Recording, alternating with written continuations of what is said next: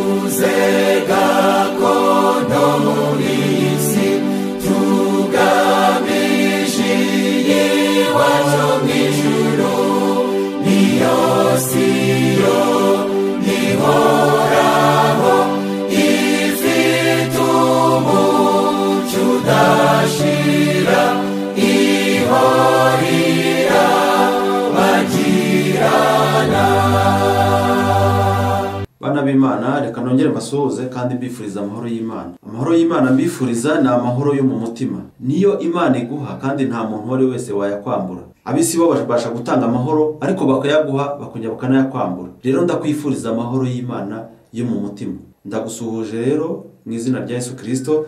Muri aka kanya tugiye kuganira ku bijyanye n'ubuzima bwacu. Nubwo twiga ibyanditswe byera cyangwa tukiga ijambo ry'Imana, ribasha kutugirira umumaro ariko ari uko dufite n'amagara mazima twabashije kwirinda. Rero uyu mwanya tugiye kuvuga ku bimera umuntu yakoresha kugira ngo abashe uko wakwivura indwara zo mu buhumekero. Mbere yuko twinjira mu kiganiro, reka tubanze dusenge. Turagushimiye Mwami Imana wowe ushobora byose, izina ryawe nihabwe icyubahiro. Turi imbere yawe kugira ngo duhe umugisha wawe. Ducecekere imbere yawe inama ugiye kuduha mu ijambo ryawe, ugiye kuzikurikiza kuko tutabyishoboza, udushoboze kandi duhe umugisha wawe, kandi abazabyumva bose bizabagirira umumaro. Byatse twizeye mu izina rya Yesu, amen. Uko wakwivura sinezite, asima, gripe ukoresheje ibimera. Rero tugiye gusoma amagambo aboneka mu Itangiriro igice cya 29. Kumva uko hatubwira, kandi Imana irababwira iti, dore mbahaye ibimera byose byera imbuto biri mu isi yose, n'igiti cyose gifite imbuto zirimo utubuto twacyo bizabe ibyo kurya byanyu. Adamu na Eva Imana imaze kubarema yabahaye ibimera. Ibyo bimera byari bifitiye umumaro ubuzima bwabo. Ibimera Imana yabahaye nibyo bagombaga gukoresha. Ariko uyu munsi wa none byaje guhinduka nyuma y'umwuzure. Abantu batangira gukoresha ibindi bitari ibimera, harimo nk'inyama n'ibindi. No wasohoka mu nkuge nta byo kurya bindi byari bihari kuko ibintu byose byari byararimbuwe. Ariko Imana ibemera ko bakoresha inyama.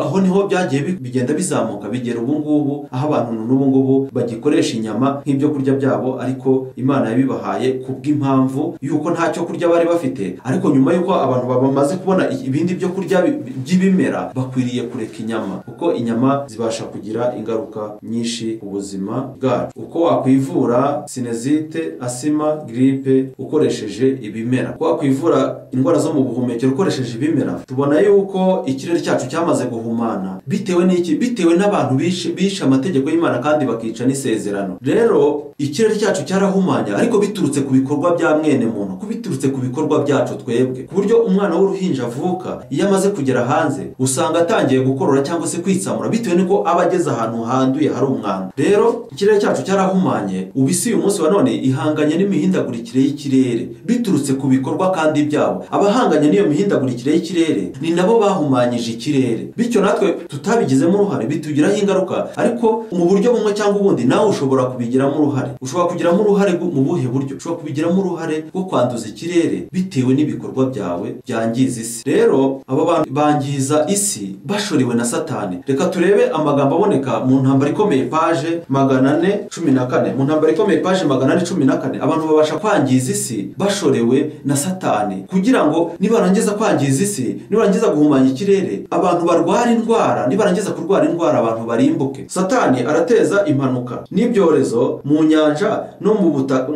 mu butaka, umuriro wa kirimbuzi, umuraba ukaze, imyuzure, inkuba, imiyaga y'ishuheri, kubura hepfo na ruguru, ibishyitsi hirya no hino, kandi mu buryo bwinshi imbaraga ze ziri ku murimo. Yarareka umwero w'ubutaka maze inzara n'ubwihebe bigakurikiraho. Satani yarareka umwero w'ubutaka, inzara n'ubwihebe bigakurikiraho. Ahumanya umwuka wo mu kirere maze abantu ibihumbi byinshi bakarimbuka. Satani yangiza umwero w'ubutaka, abantu bakarumbya, inzara ikatera. Satani yangiza umwuka wo mu kirere akoresheje iki? Akoresheje abana b'abantu. Akoresheje abantu bagakora inganda nini cyane zihumanya ikirere, bagakora amato ya rutura ahumanya ikirere, bagakora imodoka nyinshi zigahumanya ikirere, abantu bakarimbuka biturutse ku bikorwa byabo. Hari indwara dushobora kwirinda kuko kwirinda biruta kwivuza. Hari n'indwara tutashobora kwirinda nk'indwara abantu benshi bafite, harimo sinezite, asima, giripe n'ibindi. Satana akorera mu bantu bakangiza isi, bityo bakangiza n'ikirere. Hari indwara tugomba kwirinda, ariko nk'indwara zo mu buhumekero kuzirinda biragoye. Isi yamaze kwandura, ikirere cyamaze kwandura, kandi nta kizabihagarika. Kizakomeza n'ubundi kwandura kuko inganda ntizahagaze, imodoka ntizizahagarara, indege zigenda mu kirere ntizahagarara, amato atwara ibintu ntago azahagarara. Niyo mpamvu dukwiriye gukoresha ubu buryo bwo kwivura mu buryo bworoheje, ariko bizadufasha. Kandi biramutse bitagufashije nabwo wabasha kujya kwa muganga. Ariko indwara zo mu buhumekero dushobora kwifashisha ibimera Imana yaremye kandi ukazivura kandi bikadufasha. Uko wakwivura sinezite, asima, giripe ukoresheje ibimera. Turebe ku kimera cya mbere umuntu ashobora gukoresha umwenya. Umwenya ni akatsi gakunda kuboneka ahantu batakunda guhinga, kuko aho bakunda guhinga barakarimbura, ariko abantu baragakoreshaga cyane, na n'uyu munsi baracyagakoresha, benshi baragakoresha. Tugiye kuvuga ku bimera bigera kuri 4. Ni umwenya, sipure, umuravumba n'intusi. Intusi bakunda kwita mayideni. Nibyo bimera bishobora kuvura indwara zo mu buhumekero cyangwa se sinezite, asima na giripe mu buryo bworoheje kandi umuntu agakira. Umwenya benshi bakunda kuwukoresha bivura giripe cyangwa bakawukoresha mu cyayi. Kuwukoresha mu cyayi ntabwo ari ukwivura, ariko kuri giripe abantu bakunda kuwukoresha. Ikimera cya kabiri turi buvugeho cyitwa sipure. Ntabwo gikunda gukoreshwa, iki giti ntabwo gikunda gukoreshwa na benshi, ariko amababi yacyo ashobora gufasha avanzwemo n'ibindi. Amababi ya sipure ashobora gufasha umuntu urwaye indwara zo mu buhumekero uramutse uyavanze n'ibindi. Ikimera cya gatatu ni umuravumba. Umuravumba wo uzwi n'abantu benshi. Umuravumba uzwi n'abantu benshi kuva kera bamye bawivurisha, kuko kera abantu bawukoreshaga ku muntu urwaye inkorora cyangwa se giripe, kandi urafasha cyane. Umuravumba urafasha cyane, kuva kera abantu bamye bawukoresha cyane, kandi ugafasha nko ku bana batoya. Umwana mutoya ukunda kurwaragura inkorora ushobora kuwumukorera umuravumba ukamuvura, kandi n'abantu bakuru urabavura. Umuntu mukuru ashobora gufata ikibabi cyangwa ibibabi bibiri ukabifata ukabihekenya urwaye inkorora. Iyo ugira ikibazo mu gifu ushobora kumira utuzi twonyine, iyo nta kibazo mu gifu ugira ushobora kumirana n'agakatsi, kandi ntabwo warya utubabi 4 utarakira inkorora. Iramutse idakize ubwo ngubwo wagana kwa muganga, ubwo ntabwo iba ari inkorora, haba harimo ikindi kintu kiyitera. Rero icyo kindi kiyitera nicyo kiba kiguye kuvurwa, ntabwo haba hakwiye kuvurwa inkorora. N'abana nuko bigenda. Umwana ashobora kuba arwaye inkorora, wakoresha umuravumba ku mwana mutoya. Iyo ari umwana muto cyane w'amezi, ushobora kuvangamo n'akandi katsi bita kapusire, cyangwa utubabi ugakoresha uturabo twa kapusire ukatuvanga n'umuravumba kugira ngo uturabo tugabanye ubukana bw'umuravumba, hanyuma ukamushyiramo n'ibiko nka 2 cyangwa 3 by'ubuki, hanyuma ukajya umuha akayiko gatoya. Bibasha kuvura iki? Bibasha kuvura umwana inkorora, cyangwa se bikaba byamuvura n'akagiripe mu buryo bworoheje. Biramutse byanze iminsi 2 cyangwa 3 wamujyana kwa muganga, kuko hari igihe inkorora bituruka ku kindi kintu cyayiteye, nk'igihaha. N'urugero, umwana akaba arwaye nk'igihaha, akaba aricyo kimutera inkorora, wowe ukajya kuvura inkorora kandi arwaye igihaha. Aho ngaho haba hakwiye kujya kwa muganga bakavura icyo gihaha, kuko nicyo kiba cyateye inkorora. Ariko bihita bigaragara ko iyo ni imiti Imana yaduhaye iva mu bimera, ushobora gukoresha mu minsi 2 cyangwa 3 umwana agahita akira, cyangwa se n'umuntu mukuru agahita akira. Nyuma mu minsi 2 cyangwa 3 udakize wajya kwa muganga, hari ikindi kiba kirimo kubitera. Ikimera cya kane turi buvugeho ni intusi. Bamwe bakunda kuyita mayideni. Kera tukiragira twayitaga kinuka, kubera ko inka iyo zayikubagaho yahitaga itangira ku kanya ikamera nk'aho ibangamiwe, igahumura aho hantu hose, ugasanga harahumura. Noneho twebwe tuza kuyita kinuka, sinzi abandi ko bayita, ariko ni intusi y'umweru. Iriya ntusi y'umweru rero ifite imbaraga kandi ifite umwihariko, kuko yo ishobora no kuvura yonyine nta kindi kintu ivangiwe. Yo ntago bayinywa. Mbere yuko rero tureba uko ushobora kubivanga ukabikoresha, reka tugaruke mu kanya tureba uko ushobora kubivanga hanyuma bikagira umumaro, bikakugirira umumaro. Tumaze kubona ibimera 4 umuntu yakoresha. Harimo umwenya, sipure, umuravumba n'intusi. Reka rero mu kanya tuze tugaruka tureba uko ushobora kubivanga. Twaguze gakondo muri isi, tugamije iwacu mw'ijuru. Niyo siyo ihoraho, ifite umucyo udashira, ihorira bagirana. Yego, nanone reka turebe uko ushobora kubivanga kandi bikabasha kugufasha. Umwenya, sipure, umuravumba, intusi y'umweru, byose hamwe bivanze bifite ubushobozi bwo kuvura sinezite, asima giripe neza kandi ugakira, ugahumeka neza, ukongera ukaba mushyashya. Ibi ngibi ndimo kubabwira ni nk'ubuhamya ndi kubaha, kuko ibi bimera Imana yaduhaye benshi batazi bibasha kugufasha bikavura indwara zo mu buhumekero, kandi ababasha kubikoresha ubuvuzi bwabo usanga buri hejuru. Rero bibasha gukiza umuntu ku kigero kiri hejuru rwose, ugakira ukaba mushyashya, umubiri wawe ukumva uri mushyashya, ugahumeka ukagezayo ukumva rwose umeze neza mu mubiri. Ni ubuhamya, bimeze nk'ubuhamya nubwo nabiteguye, ariko ni nk'ubuhamya ndi gutanga kuko nabashije nanjye kubikoraho ubushakashatsi, kuko ntabwo nazana ikintu nanjye ntakozeho ubushakashatsi. Rero ibi bintu kugira ngo bikorwe biradusaba kugira umuhati. Ibi bintu utagira umuhati ntabwo wabikora, ntabwo wabishobora. Bisaba kugira umuhati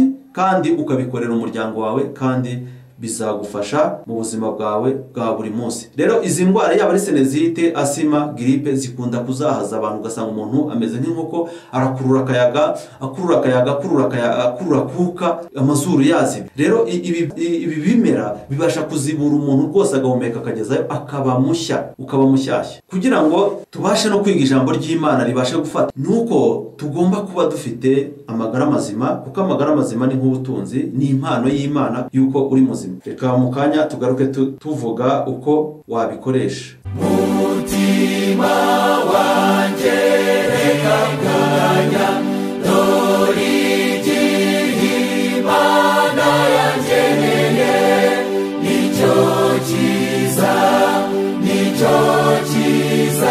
njye nkomeza kwiringira Yesu bwiza mamagara.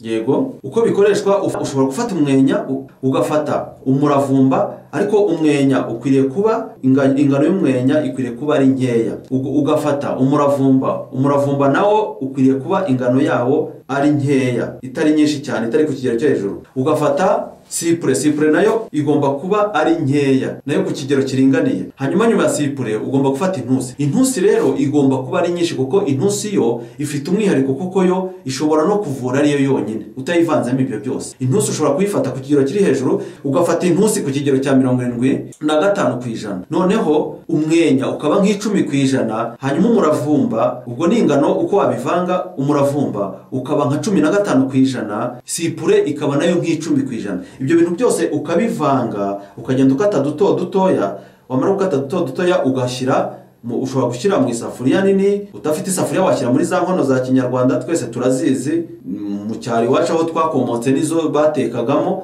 ugashyira mu munuzemo, bayita ni inkono nini, ntabwo ari icyungo, inkono nini ku buryo bibasha kujyamo. Hanyuma iyo umaze kubivanga gutyo muri ubwo buryo, ushobora gukoresha amazi agera aho bigarukira, ugakoresha amazi agera aho bigarukira, kuko amazi nayo niyo afasha kugira ngo haze kuvamo wa mwuka uri bukuvure. Noneho ubasha kugeza amazi aho bigarukira, yaba ari isafuriya, yaba ari inkono, aho wabigejeje niho amazi agomba kugera, nta birenga, ahubwo agomba kuba kureshya nuko ubwabyo bingana. Noneho iyo umaze kubigenza gutyo rero, urabifata ukabiteka, bigaserura cyane. Iyo ikikubwira yuko bimaze gushya, usanga ahantu hose bise bihumura, bite bizamura umwuka ahantu hose, ukumva byahumuye cyane. None iyo birangije kubira, bimaze guhumura, urabifata ukabishaka indobo nziza ifite isuku, ukabisukamo byose, hanyuma ugapfundikira. Iyo urangije gupfundikira, ushyiraho umupfuniko, ugashaka agatebe wicaraho, ukabifata ukabishyira imbere yawe, ukareba umuntu we, ugafata ishuka, ikuvureri, igitenge kimwe cyangwa bibiri, bakagutwikira ku buryo bimanuka bikagera hasi, hatagira umuyaga wo hanze winjiramo.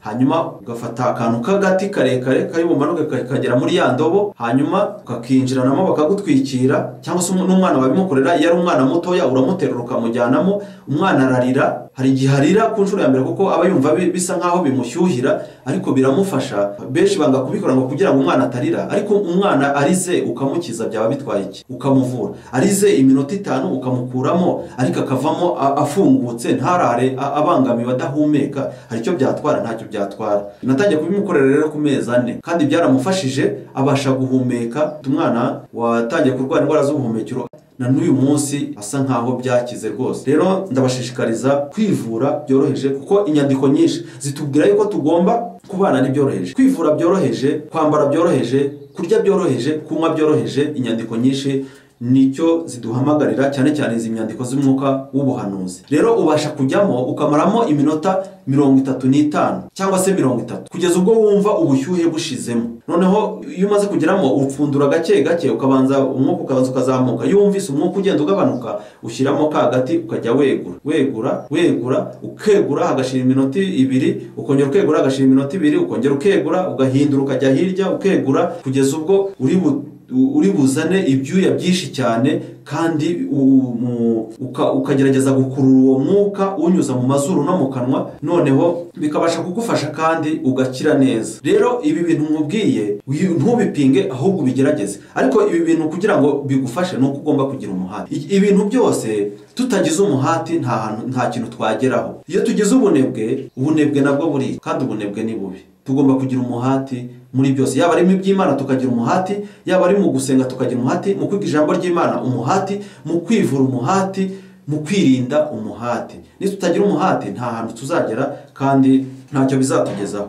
Rero uyu munsi wa none ndumva ari uko nguko bikorwa. Iyo umazemo iminota 30 cyangwa se 35 bishoboye, uvamo, hanyuma ugafata umuyaga wo hanze, ukaba wajya muri dushe ukoga, kandi ugasinzira neza cyane. Ni kimwe mu bintu bituma umuntu asinzira neza cyane nk'uruhinja.